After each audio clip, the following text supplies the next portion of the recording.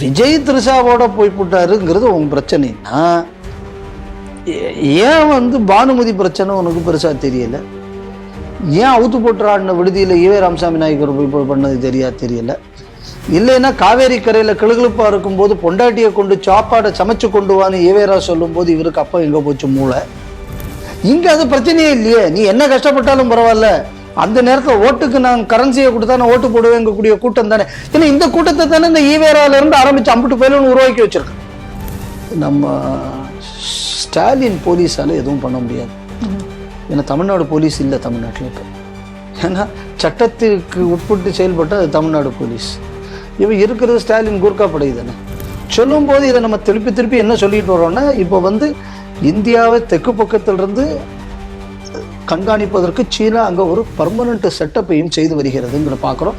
இப்போ ஆல்ரெடி அவங்க உள்ள ஏதாவது ஜாமர் மாதிரியான கருவிகளோ இல்லை அப்படின்னா அந்த உளவு பார்ப்பதற்கான கருவிகள் இதெல்லாம் அவங்க ஆல்ரெடி வடக்க செட் பண்ணியிருக்காங்களா அப்படிங்கக்கூடிய ஒரு கேள்வி இன்னும் என் மனசில் ஆழமாக இருக்கு. ஏன்னா இல்லைன்னா இவ்வளோ தூரம் ஃப்ரீக்வெண்ட்டாக சைனாக்காரன் வந்துட்டு போகிறான் அப்படின்னா இதுக்கு பின்னணியில் ஏதோ ஒன்று இருக்கிறதுன்னு நம்ம கவனிக்கும்.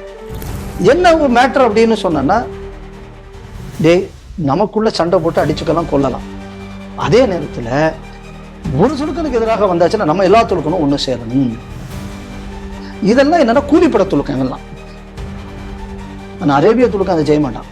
ஏன்னா அவனுக்கு நல்லா தெரியும், பாரசீக துலுக்கனை நீ ஆக்கி வச்சாச்சுன்னா அவன் நாளைக்கு நம்மளும் சொல்லிய முடிச்சிருவான். இல்லை துருக்கியில் உள்ள துலுக்கனை கொண்டு வந்தால் துருக்கியில் உள்ள துலுக்கன் அரேபியாவை சாப்பிட்டுருவான். அரேபியாக்காரன் நீங்கள் மேலே தூக்கி வச்சா நாளைக்கு அவன் துருக்கியும் பாரசீகனையும் தின்றுவான்.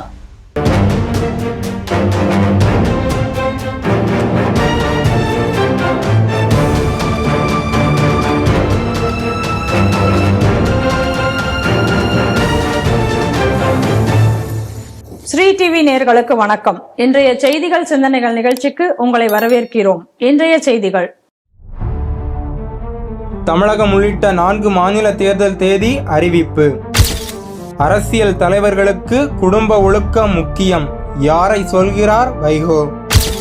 திசையன்விளை பஜாரில் சட்டவிரோத கிறிஸ்தவ ஜப கூடாரம், இந்து முன்னணி போராட்டத்தால் அகற்றம். இலங்கை வடக்கு கிழக்கில் காலூன்ற தமிழர்களை தாஜா செய்யும் சீனா. ஈரானுக்கு ஆதரவாக சமூக வலைத்தளங்களில் பொய் செய்திகளை பரப்பிய 19 இந்தியர்கள் மீது UAE நடவடிக்கை. இந்த செய்திகள் குறித்து நாம் திரு பாலகௌதமன் அவர்களுடன் சிந்திக்க இருக்கிறோம். வாருங்கள் நேயர்களே. வணக்கம் அம்மா.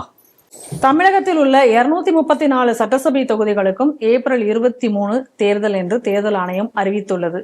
அதே போல கேரளா, அஸ்ஸாம் மற்றும் யூனியன் பிரதேசமான புதுச்சேரி ஆகிய இடங்களுக்கும் ஏப்ரல் 9ஆம் தேதி தேர்தலை வைத்திருக்கிறார்கள். மேற்கு வங்க மாநிலத்துக்கு ஏப்ரல் 23ஆம் தேதி ஒரு கட்டமாகவும் 29ஆம் தேதி 2ஆம் கட்டமாகவும் 2 கட்டமாக அங்க தேர்தல் நடக்க இருக்கிறது. இந்த தேர்தல் முடிவுகள் அனைத்தும் மே 4ஆம் தேதி எண்ணப்பட்டு முடிவு வெளியாகும் என்றும் அறிவித்துள்ளார்கள். அதனால தமிழகத்துல நேற்று முதலே தேர்தல் விதிகள் அமலுக்கு வந்துள்ளன. இப்போ 14 நமக்கு வருஷப்பிறப்பு முடிஞ்சிடும், ஏப்ரல் 14. அதுக்கப்புறம் நமக்கு பௌர்ணமி கிட்ட வரும்போது தான் பெரிய பெரிய விழாக்கள், சித்திரை திருவிழா இதெல்லாமே வரும். அதனால ஒரு விதத்தில் என்னென்னா இந்த தேர்தல் அந்த விஷயங்கள் எதையும் பாதிக்காத வண்ணம் இந்த தடவை தேதி என்பது அமைந்திருக்கிறது. இது உண்மைக்குமே ஒரு நல்ல விஷயமாக நான் பார்க்கிறேன். ரெண்டாவது, இந்த தேர்தலுக்கு பின்னாடி நீங்கள் இப்போ பார்த்தீங்க அப்படின்னு சொன்னோன்னா, ஃபர்ஸ்ட்டில் பாண்டிச்சேரி, கேரளா போயிடுறது, அங்க அசாமும் ஆரம்பத்திலேயே போயிடுறது. அப்ப மேஜர் ஸ்டேட் அதிக சீட்டுகள் இருக்கிறது இங்க 234 இருக்கு, அங்க 280 சில்லறை ஏதோ ஒண்ணு அங்க நம்ம பெங்கால். ஸோ அப்ப என்ன அப்படின்னா பிரச்சாரம் செய்பவர்களுக்கு அதுக்கும் ஒரு வசதியா இருக்கும். ஏன்னா அசாம்ல ஃபர்ஸ்ட் இதுல முடிஞ்சு போகும், அப்புறம் அதை ஒட்டி அங்கேயும் பிரச்சாரத்தை பண்ணிக்கலாம். இங்க கேரளாவில் முதல் முடிஞ்சோன்னா அங்க ஒட்டி தமிழ்நாட்டிலையும், பாண்டிச்சேரியை ஒட்டி தமிழ்நாடு, அந்த பிரச்சாரத்துக்குள்ள ஒரு விஷயமும் ஒரு வசதியாக இது அமைந்திருக்கிறது அப்படின்னு நம்ம பார்க்கணும். அடுத்தது நம்ம எதை கவனிக்கணும் அப்படின்னு சொன்னால், இப்போ அறிவிப்பு வந்துச்சு. இப்போ கேண்டிடேட் நாமினேஷன் ஃபைல் பண்ணுறது தமிழ்நாட்டில் அப்படின்னு சொன்னான்னா 2ஆம் தேதி வாக்கில் இன்னும் தான் ஃபைல் பண்ண போகிறாங்க. அப்போ இப்போ 16ஆம் தேதி இன்னைக்கு இல்லையா? ஆமாம். ஸோ அப்போ இதிலிருந்து உங்களுக்கு கிட்டத்தட்ட 16-17 நாள் இருக்கு. அதுக்கப்புறம் உங்களுக்கு கேம்பெயின். அப்ப எப்படி இதை நம்ம கவனிக்கணும் அப்படின்னா, பெரிய கூட்டணி குழப்பம் ஒன்றும் கிடையாது கேரளால, பெரிய கூட்டணி குழப்பம் ஒன்றும் அசாம்ல கிடையாது. ஸோ இது ஆல்மோஸ்ட் செட்டு பொலிட்டிக்கல். இது தமிழ்நாட்டிலையும் பெங்கால்லையும் தான் இன்னும் கொஞ்சம் ஃப்ளூயிடா இருக்கு. ஸோ இதுல நம்ம இந்த தேர்தல் அந்த தேதி அறிவிப்புக்கு பின்னாடி இந்த வசதிகளும் இருக்கிறது என்பதையும் நம்ம மறந்து விடக்கூடாது அப்படின்னு பார்க்குறேன். ஆனால் என் பார்வைக்கு இந்த தேர்தல் தேதி அறிவிப்புகள் அதுவும் 2 கட்டமாக பெங்காலில் சொல்லியிருக்காங்க. ஸோ 2 கட்டமாக இது பெங்காலில் அப்படின்னு சொல்லும்போது இது திரிணாமுல் காங்கிரஸ் அரசாங்கம் என்ன பண்ணும் அப்படிங்கிறது நமக்கு தெரியாது. ஆனால் ஆல்ரெடி இப்போ எலெக்ஷன் கமிஷன் சில டாப் அஃபீஷியல்ஸ் எல்லாம் மாற்றணும்னு சொல்லியிருக்காங்க. உடனே அதுக்கு எதிர்ப்பு தெரிவித்து மம்தா கூட இன்னைக்கு குரல் கொடுத்துருக்காங்க. இப்போ என் கேள்வி என்ன அப்படின்னா, ஒரு ஆஃபீஸரை மாதிரி சரி ஐஏஎஸ் ஆஃபீஸர் தானே, ஐபிஎஸ் ஆஃபீஸர் தானே, சரி இந்த ஆஃபீஸர் இல்லாட்டி இன்னொரு ஆஃபீஸர், அவ்வளோதானே. அப்போ ஒரு ஆஃபீஸருக்காக இவ்வளவு தூரம் மம்தா பானர்ஜி ஊர்வலம் போறேன் போராட்டம் நடத்துறேன் அப்படின்னு எல்லாம் சொன்னா, அப்ப இந்த ஆபீசர்கள் இவ்வளவு ஆண்டுகள் எப்படி செயல்பட்டு இருப்பார்கள் நிச்சயமாக பார்க்கணும். இப்ப தமிழ்நாட்டில் கூட எனக்கு தெரிஞ்ச ஒரு 4 ஆபீசர்ஸை மாத்திருக்காங்க, விருதுநகர்ல எங்கேயோ மாத்திருக்காங்க. அது மாதிரி ஒரு 4 இடத்துல தமிழ்நாட்டில் மாத்திருக்காங்க அப்படிங்கக்கூடிய செய்தியை கொஞ்சம் முன்னாடி நான் பார்த்தேன். இன்னும் மாற்ற வேண்டியது பலர் இருக்கிறார்கள் அப்படிங்கக்கூடியதான் உண்மையான நிலவரமும் கூட.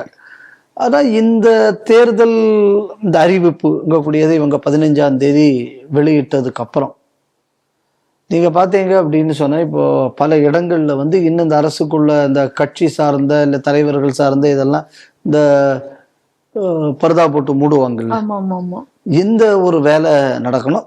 இது எந்த அளவு தமிழ்நாட்டில் வேகமாக நடைபெறுங்கக்கூடியதை பொறுத்திருந்து பார்க்கணும். பாராளுமன்ற தேர்தல் அறிவிக்கப்பட்ட உடனே மோடி படத்தை எல்லாத்தையும் போய் மறைச்சாங்க ஹைவேல எல்லாம். ஆனா அறிவிப்பு நேற்றுக்கு வந்தாச்சு. நீ சாயங்காலம் வரை நான் பல இடங்கள்ல அதை பார்த்துக்கிட்டு தான் இருக்கேன். நான் பாராளுமன்றம் வரும்போது செய்த வேகம் என்பது இப்பொழுது காட்டப்படவில்லை, அதையும் பார்க்கணும். 2வது, இப்ப நீங்க பார்த்தீங்க அப்படின்னு சொன்னா, பெங்காலுக்கும் தமிழ்நாட்டுக்கும் எவ்வளவு என்ன வித்தியாசம் இல்லாம இருக்கக்கூடிய ஒரு விஷயம், தேர்தல் அறிவிப்பு வர்றதுக்கு ஜஸ்ட் முன்னாடி பெங்காலில் இருக்கக்கூடிய அரசு ஊழியர்களுக்கு பல சலுகைகளை மேற்கு வங்க அரசு அறிவிக்கிறது. தமிழ்நாட்டில் நீங்க பார்த்தீங்க அப்படின்னு சொன்னா, அரசு ஊழியர்களை அவங்களே ஒத்துக்கிட்டாங்க, எங்க துணை இல்லாம இன்னைக்கு ஸ்டாலின் முதல்வராக இருக்க முடியுமா. அப்போ அரசு எந்திரம் எந்த அளவு பயாஸ்டா இருக்குங்கக்கூடியதுக்கு இது 2ம் ஒரு எடுத்துக்காட்டாக நம்ம பார்க்கணும். பத்திரிகையாளர்கள் கூட வேக வேகமா, அதுக்கப்புறம் பத்திரிகையாளர்களுக்கு வேகமா எல்லாம் அறிவிக்கிறாங்க. அதாவது நாங்க பண்ண எந்த அயோக்கியத்தனத்தையும் இந்த 40 நாள் மக்கள்கிட்ட எல்லாம் வெளியில சொல்லிடாதீங்க. இப்ப நாங்க சோறா கொடுத்தோம், 45 குழந்தைய இப்படி மாட்டிடுச்சு, இதை நீங்க எப்படி பெரிதுபடுத்தாமல் காப்பாத்தினீர்களோ அதே போல நீங்கள் தொடர்ந்து காப்பாற்ற வேண்டும். ஆமா. அப்ப நாங்க கவர் உங்களுக்கு கொடுத்தானே எங்க ஆட்சி போன அப்புறம் இந்த கவர் இல்லாம போதும். அதனால நாங்க இப்ப அரசாங்க கஜானா பணத்தை எடுத்து கொடுத்துடுறோம். அப்ப காலங்காலமாக தமிழ்நாட்டில் இருக்கக்கூடிய சாதாரண மக்கள் வரியில உங்களுக்கு அந்த பணம் வந்துடும். அதனால நீங்க அந்த மாதிரி சாதாரண மக்கள் பணத்தை நான் திருடி உங்களுக்கு கொடுக்கறத, அந்த வேலையை நான் செய்ததற்காக நீங்கள் எனக்கு காலம் முழுவதும் அடிமையாக இருங்கள் அப்படின்னு சொல்லி எங்களுக்கு கொத்தடிமையாக, பிரதான அடிமையாக, முதல் அடிமையாக, புத்தடிமையாக இருக்க வேண்டும் அப்படிங்கிறதுக்காக ஒரு அறிவிப்பையும் இந்த அறிவிப்பு எப்போ வருதுன்னு பார்த்தீங்கன்னா, கரெக்டா எலெக்ஷன் டேட் அனௌன்ஸ்மெண்ட்டுக்கு முன்னாடி வருது. அப்போ இந்த அரசுகளுக்குள்ள இருந்த நோக்கங்கள் பாருங்க, பத்திரிகையாளர், அரசு ஊழியர், இவங்கெல்லாம் மேட்டர்ஸ் டியூரிங் எலெக்ஷன்ஸ். அவங்க போலிங் பூத் ஆஃபீஸராக இருக்கக்கூடியது, ஸோ அதை கணக்கு பண்றது. ஸோ இந்த மாதிரி பண்ணக்கூடிய இந்த செயல்பாடுகள் இது உண்மைக்குமே ஒரு நெருடலான விஷயமாக நான் பார்க்கிறேன். இந்த 5000 முன்னாடி கொடுத்தாங்க, பின்னாடி கொடுத்தாங்க, அதெல்லாம் பெரிய அது அது அயோக்கியத்தனம். அது எந்த கட்சி தான் பண்ணல. நிதிஷ்குமார் அங்க பண்ணலையா? இப்ப நிதிஷ் பார்த்து தானே இவங்க படிச்சது. ஸோ அதனால பிஜேபிக்காரன் அந்த ஊர்ல பண்ணா, இவன் இந்த ஊர்ல பண்றான். அதனால அந்த தப்பு எல்லாரும் ரொம்ப காமனா இருக்காங்க. எதை கவனிக்கலாம், அரசு ஊழியர்களை நீங்க இந்த மாதிரி மடமாத்தி விடக்கூடியது இது நமக்கு ஒரு ஃப்ரீ அண்ட் ஃபேர் எலெக்ஷனுக்கு இது வழிவகுக்காது அப்படின்னு நம்ம பார்க்கணும். நான் ஏற்கனவே எஸ்ஐஆர் வரும்போது இந்த விஷயத்தை சொன்னேன். எந்த அளவு எஸ்ஐஆர் ஒழுங்காக தமிழகத்தில் செயல்படுத்தப்படுங்கக்கூடியது கேள்விக்குறியாக இருக்கிறது. எஸ்ஐஆர் இங்கே அறிவிச்ச உடனே நான் சொல்லியிருந்தேன், உங்களுக்கு ஞாபகம் இருக்கலாம். இப்போ அதே மாதிரி நீங்கள் எஸ்ஐஆர்ல பார்த்தீங்க அப்படின்னு சொன்னா நிறைய வெளியேற்றப்பட வேண்டிய பலர் வெளியேற்றப்படவில்லைங்கிறதையும் நம்ம வந்து கவனிச்சோம். ஸோ இந்த திமுக அரசு இருக்கும் வரை இந்த மாதிரியான குளறுபடிகள், இந்த மாதிரியான மால் பிராக்டிசஸ் இது இருக்கத்தான் போகுது. இதில் வந்து எந்த ஒரு பெரிய மாற்றமும் வந்து விடாது. இன்னும் சொல்ல போயாச்சுன்னா இப்போ தேர்தல் நெருங்க இப்போ பல கூட்டணிகள், இப்போ யார் யாரோட கூட்டணி போவாங்க, என்னைக்கு எந்த ஆளை கவுத்துவாங்கங்கிறது இன்னும் தெரியாது. இப்போ காங்கிரஸ்காரங்க நல்லா மிரட்டி எடுத்து 28 சீட்டு வாங்கின உடனே இப்போ நம்ம சிறுத்தைப்புலி அது எனக்கு கூட சீட்டு வேணும்னு அது இப்போ கிளம்பிருச்சு. அது கிளம்புன உடனே இந்த திமுக இருந்து காசு வாங்கிட்டு ஒரு கட்சி 2 கட்சி எலெக்ஷன் இருக்குமே, கம்யூனிஸ்டுகள் அப்படின்னு, அவங்களும் இப்போ எங்களுக்கு கூட சீட்டு வேணும் அப்படின்னு இப்போ அவங்களும் கிளம்பிட்டாங்க. ஏன்னா இவங்க அவங்க வாங்கி கூட இப்போ பாருங்க, நீங்க டெல்லிக்காரங்களுக்கு மட்டும் நீங்க பண்ணினா எங்களுக்கு ஏன் பண்ணக்கூடாது அப்படிங்கக்கூடிய கோரிக்கை இவங்க வைக்கிறாங்க. இதுக்கெல்லாம் வைகோ கூட ரொம்ப வேகமா அறிவித்தார். 4 தொகுதிகள் எங்களுக்கு கொடுக்கப்பட்டிருக்கிறது, அதில் 1 எங்க சிம்பல்ல நிற்போம், 3ல நாங்க திமுக சிம்பல்ல நிற்க போறோம். அப்ப அந்த 3 கேண்டிடேட்டும் திமுக தான் கொடுக்க போகுதுன்னு நான் நினைக்கிறேன். அதை கூட முடிவு பண்ணக்கூடிய அளவுல இப்ப அந்த கட்சி இல்லை. ஸோ இப்போ வந்து என்ன ஒரு விண்டோ இப்போ ஓப்பன் ஆகுது அப்படின்னா, இதுல இருந்து 2 நாமினேஷன் விட்ராவல் டேட் 5ஆம் தேதியோ 6ஆம் தேதியோ வருது. ஸோ அது வரை இப்போ ஒரு லாங் விண்டோ இருக்கு. ஸோ இந்த லாங் விண்டோங்கக்கூடியது பல கடைசி நேர அரசியல் மாற்றங்களுக்கான வாய்ப்பை இப்போ கொடுத்துருக்கு. இப்போ நம்ம கேள்வி என்ன அப்படின்னா, இம்பார்ஷியலாக பார்த்தாச்சு அப்படின்னா, இந்த மாதிரியான அரசியல் அலைன்மெண்ட்டுக்காக இந்த தேதிகள் வசதியாக அமையும் என்று தெரிஞ்சு எலெக்ஷன் கமிஷன் கொடுத்த மாதிரி இருக்கு. ஸோ இதை வந்து நான் அப்ரிஷியேட் பண்ணுறவன் கிடையாது. அது அதிமுக கூட்டணிக்கு அது விண்டோவாக இருக்கலாம், திமுக கூட்டணிக்கு விண்டோவாக இருக்கலாம், எந்த கூட்டணிக்கு வேணாலும் விண்டோவாக இருக்கலாம். பட் இந்த அலைன்மெண்ட்டுங்கக்கூடியதுக்காக நீங்கள் நேரம் கொடுக்குறீங்க அப்படின்னு சொல்லியாச்சுன்னா, இந்த கட்சிகளோட commitment to their own cadres என்ன, இந்த கட்சிகளோட commitment to the common man என்ன? So now you are giving scope for open trading. Correct. So அந்த ஒரு ஆங்கிள் பார்த்தோம்னா, நான் இந்த தேதிகள் வந்து அந்த ஆங்கிள் பார்த்தோம்னா இவ்வளவு லாங் ரோப்பு கொடுக்கறதுங்கக்கூடியது இந்த மாதிரியான பிரச்சனைகளை ஏற்படுத்தும். அப்படி இவங்க பண்ணியிருந்தாச்சுன்னா என்ன பொறுத்தளவுல தமிழ்நாடு தேர்தல் இவங்க என்ன பண்ணியிருக்கணும்னா மே மாசம் வச்சிருக்கோம். கரெக்ட்.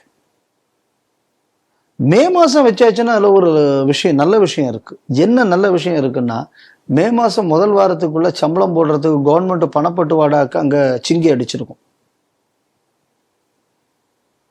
அப்ப இது மக்களுக்கு ஒரு பாடமாக இருக்கும். அதாவது எப்படின்னா, இந்த இலவசம் அறிவிக்கிறது, இந்த மக்களை பணம் கொடுத்து ஏமாத்துறது, இந்த மாதிரியான விஷயங்களை செய்தால் அது நாட்டின் ஸ்திரத்தன்மைக்கு ஆபத்து அப்படிங்கிற விஷயத்தை புரிய வைக்க முடியும். ஏன்னா இதை வந்து எலெக்ஷன் கமிஷன் அப்ப பண்ணி அதை கொடுக்காத இதை கொடுக்காத கோர்ட்டு சொல்லுது.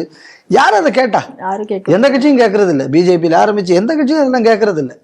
ஸோ இந்த மாதிரி ஒரு வேலையை வந்து எலெக்ஷன் கமிஷன் பண்ணி இருந்தது அப்படின்னு சொன்னா, இது வந்து ஒரு அலாரம் பில்லை அடிக்க வச்சிருக்கும். அதனால அதை எலெக்ஷன் கமிஷன் செய்ய தவறி இருக்கிறது அப்படிங்கக்கூடியதும் இதுல ஒரு பார்வையாக வைக்கப்பட வேண்டும் நினைக்கிறேன்.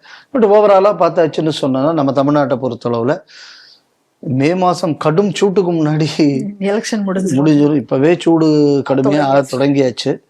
அதனால அந்த கேம்பெயினுக்கு வந்து ஓரளவு கம்ஃபர்டபுளா இருக்கும்னு நான் நினைக்கிறேன். அடுத்தது நம்ம எதை கவனிக்கணும் அப்படின்னா, இந்த இவ்வளவு நாள் இருக்கிறதுக்குள்ள எந்த அளவு வந்து பணப்பட்டுவாடா வந்து தடுக்கப்படும் அப்படிங்கக்கூடியது ஒரு கேள்விக்குறியான விஷயம். இல்லை பணமெல்லாம் போய் சேர்ந்துருச்சு, அது ரீச் ஆகாம அதை வந்து மட்டுப்படுத்துறதுக்காக கூட இந்த நாட்களை தள்ளி வைத்தார்கள், அதுவும் நமக்கு தெரியாது. ஸோ அது வந்து தேர்தலுக்குள்ள நெருக்கத்துல நம்ம எப்படியும் ஸ்ரீ டிவியில தமிழகம் 234ங்கக்கூடிய ஒரு நிகழ்ச்சி டெய்லி நம்ம போட்டுக்கிட்டு இருக்கோம். ஒவ்வொரு நாள் ஒவ்வொரு தொகுதியை பற்றிய கள ஆய்வு போட்டுக்கிட்டு இருக்கோம். ஸோ இந்த மாதிரியான விஷயங்கள் வந்து அந்த நிகழ்ச்சியில் அதுவும் தெரிய வரும். ஸோ அதனால நம்ம இப்போ சொல்லக்கூடிய இந்த ஊகங்கள் இதெல்லாம் தேர்தல் 234 நிகழ்ச்சியில உறுதிப்படுத்தப்படுமா இல்லையா என்பதை நாம் பார்ப்போம். அரசியல் தலைவர்களுக்கு குடும்ப ஒழுக்கம் முக்கியம் அப்படின்னு சொல்லிட்டு விஜயை கண்டித்து பேசியிருக்கிறார் வைகோ. அதுதான் ரொம்ப ஒரு முரணாக இருக்கக்கூடிய விஷயமே. அவர் என்ன சொல்றாருன்னா, ஆணும் பெண்ணும் எப்படி வேண்டுமானாலும் இருக்கலாம் அப்படிங்கிறது வந்து எந்த மாதிரி உறவுகளை எப்படி வேணாலும் சுத்தி திரியலாம் அப்படிங்கிறது மேற்கத்திய கலாச்சாரம். அப்படி அந்த மேற்கத்திய நாடுகளில கூட வந்து ஒரு தேர்தல் அப்படி என்று வரும்பொழுது தலைவர்களுடைய அந்த குடும்ப வாழ்க்கையில வந்து ஒரு ஒழுங்கு இருக்க வேண்டும், ஒரு ஒழுக்கமான இது இருக்க வேண்டும் என்று அங்க கூட அது பார்க்கப்படுகிறது. அப்படி இல்லைன்னா அது அங்க கூட விமர்சனத்துக்குள்ளாக்கப்படுகிறது. ஆனா நம்ம வந்து நம்ம நாட்டுல நம்ம தமிழகம் இதெல்லாம் வந்து மக்கள் எல்லாமே இயல்பிலேயே நம்ம ஒழுக்கம் பண்பாடு கலாச்சாரம் நிறைந்த இந்த இடத்துல வந்து இன்னைக்கு அரசியல் தலைவர்கள் இந்த மாதிரியான எப்படியும் வாழ்க்கை நடத்துவேன், யாரோடு வேண்டுமென்றாலும் கைப்பிடித்து செல்வேன் என செல்லும் கூடிய அளவுக்கு அரசியல் தலைவர்கள் இன்னைக்கு வந்து வர்றதுன்னு ஒரு மிகப்பெரிய அபாயமா இருக்கிறது அப்படின்னு சொல்லிட்டு விஜயை கண்டித்து பேசியிருக்காரு. அதுக்கப்புறம் பல விஷயங்கள் சொல்லியிருக்காரு. மோடி அரசுக்கு இது பண்ணி கேஸ் தட்டுப்பாடு வந்துடுச்சு, விலை உயர்வு ஆயிடுச்சு, இட்லிக்கும் மெதுவடைக்கும் இப்போ வந்து இதனால வந்து 33.83 வந்து இன்னைக்கு இட்லி விலை வந்துடுச்சு. ஒரு இட்லி வடை அப்படி வாங்கணும்னா அவ்வளோ காசு ஆயிடுச்சு. ஜிஎஸ்டியை தாண்டி வந்து அதுக்கு மேலே வந்து கேஸோடைய விலை அதிகமாயிடுச்சு அப்படின்னு எல்லாம் சொல்லியிருக்காரு. ஒரு அசாதாரணமான நிலை வந்து இன்னைக்கு தமிழகத்தில், அதாவது இந்த கேஸ் தட்டுப்பாடுனால நிலவுகிறது, இதுக்கெல்லாம் மத்திய அரசு தான் காரணம் அப்படிங்கிற மாதிரியான குற்றச்சாட்டுகளையும் அதோடு சேர்த்து சொல்லியிருக்கிறார். அந்த 2வது பகுதிக்கு பதில் சொல்றதுக்கு முன்னாடி முதல் பகுதியை முதல்ல முடிச்சிடும். என்ன சொன்னாரு? தமிழ்நாடு பண்பாடெல்லாம் மிகுந்த பூமி, மேற்கத்திய இதில் தான் இந்த மாதிரியான மோசங்கள் எல்லாம் இருக்கும். அப்ப இது வந்து தமிழுக்கே தமிழ் பண்பாட்டுக்கும் தமிழ்நாட்டு மண்ணிற்கும் ஒத்து வராத விஷயம் அப்படின்னு அவர் சொல்லியிருக்காரு. அப்படிதானே? அப்படிதான். அதுதான் தமிழ் பண்பாடுன்னா தமிழ் பண்பாட்டின் முதல் துரோகி ராமசாமி நாயக்கா, அண்ணாதுரை, கருணாநிதி. அதை இவர் ஒத்துப்பாரு? அப்ப இவ்வளவு வருஷம் இவர் ஏன் இந்த திராவிடத்துல போய் உட்கார்ந்துருந்தாரு? இப்பயும் அவங்களோட தானே கூட்டணி. ரைட்டா? நான் என்ன சொல்றேன், அண்ணாதுரை தான் எனது வழி, அவருக்குள்ள வழியில் வந்தவன் நான், இவர் தானே சொன்னார் தேமுதிக ஆரம்பிக்கும் போது. என் கேள்வி என்ன, பானுமதி படிதாண்டா பத்தினியும் அல்ல, நான் முற்றும் திறந்த முனிவனும் அல்லன்னு சொல்லிவிட்டு தானே ஏன் திமுக இவர் போனாரு? ஏன் அப்ப இந்த வியாக்கியானம் எல்லாம் எங்க போச்சு? சொல்லி இருக்கணும்ல. பொது வாழ்க்கையில நீ சினிமாக்காரி பானுமதியை வச்சுக்கிட்டு இருக்க, இப்படி எல்லாம் நீ கேள்வி பேசலாங்க, இது தமிழுக்கு விரோதமானது, தமிழ் பண்பாட்டுக்கு விரோதமானது, அதனால லாயக்கற்றவன் அண்ணாதுரை சொல்லியிருக்கணும்ல அன்னைக்கு. கண்டிப்பா அப்படி சொல்லி வெளியில வந்திருக்கணும்ல. கண்டிப்பா. சரி, இவரு வந்து 90களில் தான் வெளியில வர்றாரு. எதுல இருந்து? திமுக இருந்து. அப்போ 1960களிலேயே ராசாத்திக்கும் கருணாநிதிக்கும் தொடர்பு வந்தாச்சு. சரிதானே? அப்ப இவர் திமுக இருந்த காலத்துல, கருணாநிதியின் தலைமையிலான திமுக இருந்த காலத்துலதான் கனிமொழிங்கக்கூடிய ஒரு மகள் பிறக்குறாங்க ராஜாத்தி அம்மாக்கு. அப்ப அந்த நேரத்துல இப்படி ஒரு குழந்தை பிறந்திருக்குன்னு ஜவஹரிசம் புஸ்தகத்துல சுப்பிரமணியம்னு ஒருத்தர் எழுதினாரு. எழுதினதுக்காக அவர் சிறையில் அடைக்கப்பட்டார். அதுக்கப்புறம் கூட கருணாநிதி பின்னாடி சிஎம் ஆகும்போது நானும் வீட்டுக்கு தெரியாம நானும் ராஜாத்தையும் எப்படி உறவு வச்சுக்கிட்டு இருந்தோம்னு எல்லாம் கூட பேசினார். கரெக்டா? கரெக்ட். அதுக்கப்புறம் இந்த 2G வழக்குல மாட்டும் போது என் மகள் கனிமொழியேன்னு கண்ணீர் விட்டதும் கருணாநிதி தானே? ஆமா. அப்ப இந்த ராசாத்தி எபிசோட் நடந்த நேரத்துல இவர் அங்கதானே இருந்தாரு. கண்டிப்பாக. அப்ப அன்னைக்காவது நீங்க வெளியில வந்திருக்கணும்ல. சரி, அண்ணாதுரை என்னால முடியாதுப்பா. அப்ப கருணாநிதி அதே தப்பத்தை என்ன பண்ணாரு? உங்க கட்சியின் இவர் யாரு பின்பற்றினாரோ அதுக்கு அடுத்த ஆளு. சரி, இவங்க 2 பேரும் திமுக. ஆனா இவர்களுக்கு எல்லாம் தந்தை அப்படின்னு சொல்றது யாரோ? ஈவே ராமசாமியை சொல்றாங்க. ஈவே ராமசாமி என்ன சொன்னார்? கேளிக்கை விடுதியில போய் வெளிநாட்டுல கொண்டாடுனதை பெருமைப்பட பேசினாரா இல்லையா? நிச்சயமாக. யாரு கூட வேணாலும் போகணும், அதுதான் வந்து முற்போக்கு சிந்தனை, ஈவே ராமசாமி சொன்னாரா இல்லையா? சொன்னார். அப்ப அந்த ஈவே ராமசாமி படத்தை இன்னைக்கு அதிமுக பயன்படுத்த தானே செய்யறிய. ஆமா. அப்ப இந்த வியாக்கியானம் எங்க போச்சு? விஜய் திரிஷாவோட போய் போட்டாருங்கிறது உங்க பிரச்சனைன்னா, ஏன் வந்து பானுமதி பிரச்சனை உனக்கு பெருசா தெரியல? ஏன் அவுத்து போட்டுறான்னு விடுதியில் ஈவே ராமசாமி நாயக்கர் போய் பண்ணது தெரியல. இல்லைன்னா காவேரி கரையில கிளுகிழுப்பா இருக்கும்போது பொண்டாட்டியை கொண்டு சாப்பாடை சமைச்சு கொண்டு வான்னு ஈவேரா சொல்லும் போது இவருக்கு அப்ப எங்க போச்சு மூளை? அதுக்கப்புறம் கருணாநிதி கேட்கவே வேண்டாம். அப்ப இல்லை இவங்களுக்கு எங்க போச்சு? அப்ப எதை நம்ம புரிஞ்சுக்கணும் அப்படின்னா, இந்த பண்பாடு, மண்ணாங்கட்டி, இதெல்லாம் என்னன்னா உங்களுக்கு தேவைக்கு பயன்படுத்த வேண்டியது. சரி, அப்ப நான் என்ன சொல்றேன், இப்படி இருப்பதுதான் கிரைட்டீரியா அப்படிங்கிறத நான் ஒத்துக்கிறேன். எனக்கு அதுல மாற்று கருத்து இல்லை. அப்படித்தான் ஒரு தலைவன் இருக்க வேண்டும்னு நான் நினைக்கிறேன். இப்ப வைகோ சொன்ன மாதிரி இருக்கணும்னு நினைக்கிறேன். அப்ப அந்த மாதிரி இல்லாதவர்கள் அனைவரும் தமிழ் துரோகிகள். அவர்கள் தமிழர்கள் அல்ல, தமிழ் பண்பாட்டுக்கு விரோதமானவர்கள், மேற்கத்திய பண்பாட்டுக்கு ஷீக்கா ஷாம்பு போட்டு உருவுபவர்கள் அப்படின்னு சொல்லலாமா? அப்படின்னா அந்த பட்டியலில் ஈவேரா, அண்ணாதுரை, கருணாநிதி சேர்த்துடலாமா? இந்த படத்தை தனியே போட்டு வச்சிருக்கீங்க உங்க மாநாட்டில் பெருசு பெருசா. அப்ப தமிழ்நாட்டின் இந்த பண்பாட்டை ஏன்னா இவர் விஜய் வந்து ஒரு சினிமா நடிகர், அவருக்கு வரவேற்பு இருக்கு, அவர் இப்படி செய்யறதுனால சமுதாயம் கெட்டுடும்னு வருத்தப்பட்டாரு. அப்ப இந்த சமுதாயத்தை கெடுத்த அயோக்கியன்னு சொன்னா அண்ணாதுரையும் ஈவேராவும் கருணாநிதியும் தானே. ஆமா, அவங்க கெட்டு, ஏன்னா இவங்கெல்லாம் தலைவரா இருக்கும் போது தானே விஜய்ங்கிறவன் பிறந்தது. கரெக்ட். அப்ப இன்னைக்கு விஜய் இந்த மாதிரி தப்பு பண்றதுக்கு காரணம் யாருன்னு பார்த்தான்னா ஈவேரா, அண்ணாதுரை, கருணாநிதி. இதை ஓப்பனா இன்னைக்கு வந்து வையண்ணா கோபாலசாமி என்ன சொல்ல முடியுமா? வைகோ சாரி, இப்ப கோபாலசாமின்னா அவருக்கு கோபம் வரும், நான் ஹிந்து இல்லைன்ட்டு அப்புறம். அதனால இப்ப வைகோ அதை சொல்ல வேண்டியது தானே. அடுத்தது ஜிஎஸ்டி விட ஏறி விட்டது. சரி, அப்போ ஒண்ணு பண்ணுவோம், கேஸ், பெட்ரோல் இதெல்லாம் ஜிஎஸ்டி ஆம்பிட்டுக்குள்ள கொண்டு வந்துடலாமா? பெட்ரோல் விலைய ஒத்துக்க சொல்லுங்க ஸ்டாலினை, இமிடியேட்டா அதை கொண்டு வந்துடலாம். ரொம்ப நாளா கேட்டுட்டு இருக்காங்க ஜிஎஸ்டி மீட்டிங்ல கொண்டு வரட்டுமே. அதுக்கே மோடிக்கு மேல பழிய போடணும், கொண்டு வர வேண்டியது தானே.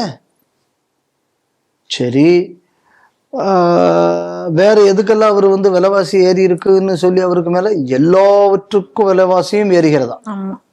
கேஸ் தட்டுப்பாடு. சரி, கேஸ் தட்டுப்பாடு எல்லா வீட்டுக்கும் இன்னைக்கு வரை புக் பண்ணா சரி, இந்த பெட்ரோல் தட்டுப்பாட்டுக்கு முதல்ல வந்துட்டு கேஸுக்கு வருவோம். அன்னைக்கு மெட்ராஸில் போனால் எல்லா பங்கும் மூடி கிடந்தது. என்னன்னா காலங்காத்திலே ஊர்ல இருக்கிற அம்புட்டு பேரில் வண்டியை கொண்டு போட்டது மட்டும் இல்லாம 20 லிட்டர் கேன், 15 லிட்டர் கேன் எல்லாம் பிடிச்சிட்டு வேற போயிட்டாங்க. சாதாரண நாள்ல நம்ம 1 லிட்டர் பாட்டில கொடுத்தா கூட அதுல போய் பிடிக்கப்படாதுமா. ஆமா. சரி, அப்ப அடுத்த நாளே இப்ப வந்து இன்னைக்கு கூட்டமே இல்லை. இப்ப எல்லாம் காத்து வாங்குது எல்லா பங்கும். பிரச்சனையே இல்லை. அப்ப பெட்ரோல் தட்டுப்பாடுங்கிறது எதற்காக ஏற்படுத்தப்பட்டது? எதுக்காக ஏற்படுத்தப்பட்டது? 45 குழந்தைய அங்க வந்து சத்துணவு சோத்துல பள்ளி விழுந்ததுல ஆஸ்பத்திரியில போய் படுத்துச்சு. அந்த 2-3 நாள் தமிழ்நாடு முழுக்க அம்புட்டு பொம்பளை கற்பழிப்பு, அப்புறம் சின்ன குழந்தைகளை கற்பழிச்சு, இந்த மாதிரி பல கேஸ் வந்தது. அதை மறைக்கிறதுக்காக மக்களை கொடுமைப்படுத்தியது யார்? அந்த 2 நாளுக்கு அப்புறம் இந்த இஷ்யூ இல்ல.